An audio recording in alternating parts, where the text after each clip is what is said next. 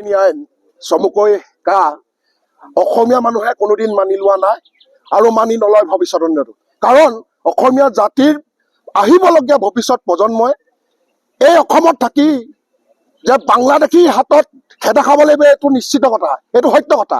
সেইবাবে আমি অসমীয়া ৰাইজ অকল অসম জাতীয় যুৱ ছাত্ৰ পৰিষদ বুলি নহয়, অসমীয়া প্ৰতিজন নাগৰিকে কা কোনোদিন সমৰ্থন কৰা নাই।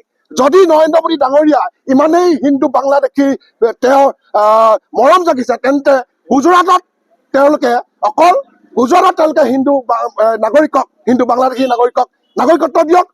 কিন্তু এই অসমত বাংলাদেশী চৰণীয়া পথাৰ বা বিদেশী চৰণীয়া পথাৰ আমি কৰিব নোৱাৰো। তাৰ বিপৰীতে আমি অসমত ILP তাৰমানে অন্তৰ্জাতিক পাৰপত্ৰ ব্যৱস্থাপন কৰিবলৈ আমি দাবী জনাইছো। আৰু কাক কোনো পৰ্যায়ত প্ৰতিজন অসমীয়াই অসম জাতীয় যুৱ ছাত্ৰ পৰিষদৰ লগতে প্ৰতিজন অসমীয়াই কাক কোনোদিন মানি নলয় আৰু নলওঁ। লাগিলে কা আইনৰ নামত আমাৰ 5জন শ্বহীদ হৈছে আৰু 50জন শ্বহীদ হবলৈ আমি সাজু হৈ আছো।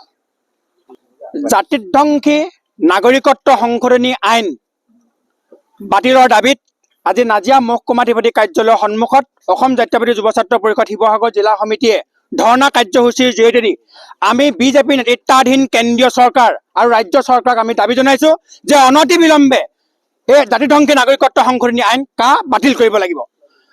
যিখন আইন অসাংবিধানিক, অগণতান্ত্ৰিক আৰু সাম্প্ৰদায়িক, যিখন আইনে অসমীয়া জাতিৰ অস্তিত্ব বিপন্ন কৰিব, তেনেকুৱা এখন নাগৰিকত্ব সংশোধনী আইন আমাৰ অসমীয়া জাতিক অসমত জাপি দিব বিচাৰিছে। এই কাৰ্যক আমি তীব্ৰ ভাষাৰে গৰিহণা জনাইছো।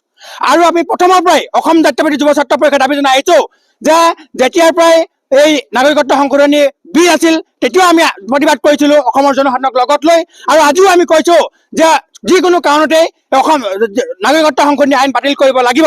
যিখন আইনে অসমীয়া জাতিৰ ভাষা সংস্কৃতিক নিৰ্শেষ কৰিব, যিখন বিধেয়কে, যিখন আইনে অসমীয়া জাতিৰ অস্তিত্ব বিপন্ন কৰিব, তেনেকুৱা এখন নাগৰিকত্ব সংশোধনী বিধেয়ক আমাক নালাগে।